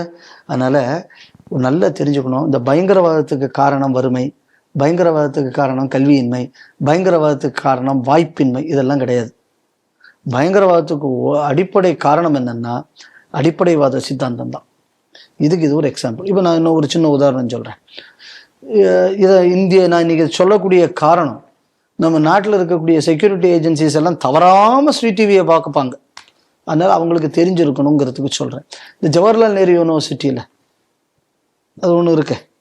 அதில்ங்கிறது நாசர்னு ஒரு பையன், நம்ம தமிழ்நாட்டுக்காரங்கிறது அங்கே போய் படித்தான். அங்கே போய் இந்தியாவுக்கு எதிரான வேலைகள் எல்லாம் பார்த்தான்னு சொல்லிவிட்டு அங்கே வந்து அவன் மேலே கேஸ் போட்டாங்க. எங்க டெல்லியில கேஸை போட்டுவிட்டு அங்கே படிப்பை நிறுத்திவிட்டு அவங்கிறது இங்கே நம்ம தமிழ்நாட்டுக்கு வந்தான், திருநெல்வேலி வந்து விட்டு இப்போ இவன் எங்கே படிக்க போயிருக்கான்னா ஹார்வர்டு யூனிவர்சிட்டிக்கு படிக்க போயிருக்கான். இப்போ ஹார்வர்டு யூனிவர்சிட்டிக்கு இவனுக்கு யாரு ஸ்பான்சர் பண்றாங்க? சரி, போன அங்கே போய் என்ன பண்ணான்னு தெரியுமா? இந்த அப்சல் குரு இந்த குரூப் இருக்கு, இவன் பேர்ல இவன் இந்த புதுசா இப்ப நம்ம அப்சல் குருன்னு தவறா சொல்லிட்டேன், நம்ம இந்த ஷர்ஜில் இமாம், உமர் காலித் இவங்களுக்காக இவன் அங்கிருந்து கேம்பெயின் நடத்துறான். எங்கிருந்து? ஹார்வர்டு யூனிவர்சிட்டியில இருந்து, அங்க அமெரிக்கால படிக்க போனப்ப அங்கிருந்து நடத்துறான். இந்த மம்தானின்னு ஒருத்தன் இப்ப இந்த நியூயார்க் மேயரா இருக்கானே, அவன்கிட்ட கையெழுத்து வாங்குறதுக்கு அந்த அவனை வந்து இந்த மாதிரி நீ அறிக்கை விடுன்னு சொல்றதுக்கு அவனுக்கு ரெப்ரசன்ட் பண்ண டெலிகேஷன்ல இந்த பையனும் ஒருத்தனா இருந்திருக்கான். இவன் நாளைக்கு இவன் ஹார்வர்டு யூனிவர்சிட்டில இருந்து ஒரு சர்டிபிகேட்டை வாங்கிட்டு வந்தாச்சுன்னா இவன் ஒரு பெரிய கல்வியாளர் மாதிரி இவன் இதே அடிப்படை வேலையை செய்ய போறான். இதெல்லாம் நடக்க போகுது கண்டிப்பா. அப்போ வெளிநாட்டுல இந்த மாதிரி கைது செய்யப்படுகிறார்கள் அப்படின்னு நம்ம பார்க்கும்போது இதை ஏதோ அந்த நாட்டுல ஈரானுக்குள்ள இதுல வந்து இவன் ஏதோ உணர்ச்சி பிழம்பாக இவன் கொப்பளிச்சு அங்க செய்துட்டாங்கிறது அல்ல. இது வந்து well planned planning of people in different places. யோசிச்சு பாருங்க, இப்போ ஒரு போராட்டம் நடக்குதுன்னா காலங்காத்தால் ஆஸ்திரேலியன் டைமுக்கு ஒரு போஸ்ட் போடுவான், அடுத்து சிங்கப்பூர் டைத்துக்கு ஒரு அங்கே உள்ள ஒரு கூட்டம் போடும், அடுத்தது நம்ம நேரத்துக்கு ஒருத்தன் போடுவான், அடுத்து இங்கேருந்து இந்த துலுக்க நாடு அந்த டைத்து லைனுக்கு ஒருத்தன் போடுவான், அடுத்தது யூரோப்பில் இருக்கக்கூடிய வெஸ்டர்ன் யூரோப் டைம் லைனுக்கு ஒருத்தன் போடுவான், அடுத்தது லண்டன் டைம் லைனுக்கு ஒரு பய போடுவான், அதுக்கு அடுத்தது பார்த்தீங்கன்னா அமெரிக்கன் டைம் லைனுக்கு ஒருத்தன் போடுவான். அமெரிக்காவில் 2 டைம் லைன் இருக்கு. அப்போ பார்த்தீங்கன்னா தொடர்ந்து இந்த மாதிரி போஸ்ட் வந்துக்கிட்டே இருக்குன்னு வைங்க. நீங்கள் இதையே பார்த்துக்கிட்டு இருந்தாச்சுன்னா இதுதான் மக்களுக்குள்ள எண்ண ஓட்டம். இது வந்து ஒரு நரேட்டிவ் செட்டிங். இந்த நரேட்டிவ் செட்டிங்க கூடியது இந்த ஜிகாதிகள் எப்படி பண்ணி வச்சிருக்காங்கிறது இன்னைக்கு வெளிப்பட்டிருக்கு இந்த அரசுனால. அப்போ இப்போ இந்த நாசருக்கு எதிராக இப்போ நீங்கள் என்ன பண்ணணும்? நியாயத்துக்கு இந்த மாதிரி ஒருத்தன் பண்ணியிருக்கான், நீங்கள் வந்து இப்போ ஹார்வர்டு யூனிவர்சிட்டியிலேருந்து அந்த பயலை வந்து நீங்கள் ஏதாவது பண்ணி திருப்பி இந்தியாவுக்கு அனுப்புறதுக்கு அவன் கொண்டு வரதுக்கு ஏதாவது முயற்சி இந்த அரசாங்கம் செய்யுமா? சந்தேகம்தான். அப்படி செய்யணும்ல. இப்ப யுஏஇக்காரன் தனக்கு பாதிப்புன்னு வரும்போது செய்யறான்ல. கண்டிப்பா. அப்ப நமக்கு பாதிப்புன்னு வரும்போது நம்ம செய்யணுமா வேண்டாம்? கண்டிப்பா செய்ய வேண்டும். அவன் உங்க பாஸ்போர்ட்ல உள்ளவன் தானே. அப்ப இந்த மாதிரியான பிளான்டிங், இது நம்ம ஏதோ சோசியல் மீடியாவில் போஸ்ட் போட்டான், ஏதோ அந்த நாட்டில் இருக்கக்கூடிய கட்டடத்தை எடுத்து போட்டதுனால வெளிநாட்டுக்காரனுக்கு அடிக்கிறதுக்கு சௌரியமா இருக்கு, அந்த நாட்டிலேயே தின்னுக்கிட்டு அந்த நாட்டுக்கு எதிராகவே போட்டுக்கிட்டு இருக்கான். அப்போ இவனுக்கு எங்கேயுமே விசுவாசமா இருப்பானே? பிறந்த இந்த நாட்டுக்கும் விசுவாசமா இருந்தது இல்லை. சரி, வேலைக்கு போய் சம்பாதிச்சு இவனுக்கு சோறு போடுற நாட்டுக்கும் விசுவாசமா இருக்கிறது இல்லை. நான் என்ன சொல்றேன், உங்களுக்கெல்லாம் அவ்வளவு தூரம் உணர்ச்சி, அவ்வளவு தூரம் கொள்கை பிடிப்பு இருக்குன்னா போங்களேண்டா ஈரானுக்கு போங்க, இல்லைன்னா ISIS போய் சேருங்க. ஏன் இங்க வந்து கழுத்து இருக்கிறீங்க? கிளம்பி போக வேண்டியது தானே. கப்பல்ல ஏறி அம்பிட்டு பயலிங்கிறத அனுப்பிச்சு விட்டு இந்த பாலஸ்தீனுக்கு போ, ஈரானுக்கு போ, இந்த சிரியாவுக்கு போ, அங்க போய் இந்த உங்க எல்லாம் அங்க போய் கொப்பளிங்களேன் உங்களுக்குள்ள உணர்ச்சிகளை. அதை வச்சுக்கிட்டு நம்ம ஊர்ல எதுக்கு வந்து தொல்லையை உண்டாக்கிட்டு இருக்கீங்க? அதனால இன்னைக்கு யுஏஇ செய்திருக்கக்கூடிய இந்த விஷயத்துல எக்காரணம் கொண்டும் கவர்மெண்ட் ஆஃப் இந்தியாவுக்குள்ள எக்ஸ்டர்னல் அஃபேர்ஸ் மினிஸ்ட்ரியில தலையிடக்கூடாது. அந்த நாட்டில் தப்பு பண்ணிட்டா இந்தியன் பாஸ்போர்ட் இருக்கிறதுனால காப்பாற்றணும், ரைட். ஆனால் இவன் இந்தியாவுக்கும் துரோகம் பண்ணவன். இந்த நம்ம நாட்டில் வந்தாச்சுன்னு நீங்கள் என்ன பண்ணுவீங்க? இவனுக்கு வேண்டி பெட்டிஷன் நடத்துவீங்க, இவனை வெளியில் விடுன்னு. அங்கே போனால் அங்கே இவன் அடி வாங்கினால அது அன்பு மணக்காது, அரபு நாட்டில் அருளும் சுரக்காது அப்படின்னு இங்கே வந்து திருப்பி பாட மாட்டான்ல, அதோட கொஞ்சம் ஜோலி தீரும்ல. ஸோ அப்படியாவது செய்யுங்க. உங்களுக்கு பண்ண முடியாட்ட இன்னொருத்தன் பண்ணுறான்னா தைரியமாக விட்டுருங்க. அதே மாதிரி நான் மறுபடியும் நான் சொல்கிறேன், அந்த நாசர் விவகாரத்தை மத்திய அரசு இதே மாதிரி, நான் எனக்கு தெரிஞ்ச ஒரு ஆளை சொல்கிறேன், இந்த மாதிரி எக்கச்சக்க ஆட்கள் இருக்காங்க, நமக்கும் தெரிஞ்சவர்கள் பலர் இருக்காங்க. இந்த மாதிரி உள்ள நபர்களை எக்ஸ்டர்னல் அஃபேர்ஸ் மினிஸ்ட்ரி கண்டறிந்து இன்னைக்கு இப்போ தேசிய பிரகாரம்னு சொல்லி தேசிய பாதுகாப்புக்கு கொள்கையை வகுத்திருக்கீங்க. உலகத்தில் எந்த நாட்டில் இருந்தாலும் நீங்கள் வந்து அதெல்லாம் ஆராய்ஞ்சு கண்டுபிடிப்போங்கிறது பிரகாரில் நீங்கள் சொல்லியிருக்கீங்க. அதை இந்த மாதிரியான விஷயத்துக்கு பயன்படுத்துவதற்கு இந்த விஷயம் ஒரு ஐ ஓப்பனராக இந்தியாவுக்கு இருக்க வேண்டும்னு நான் நினைக்கிறேன். நன்றி சார். வணக்கம் அம்மா. இன்றைய செய்திகள் சிந்தனைகள் நிகழ்ச்சி இத்துடன் நிறைவு பெறுகிறது. மீண்டும் நாளை சந்திப்போம். நன்றி, வணக்கம், ஜெய் ஹிந்த்.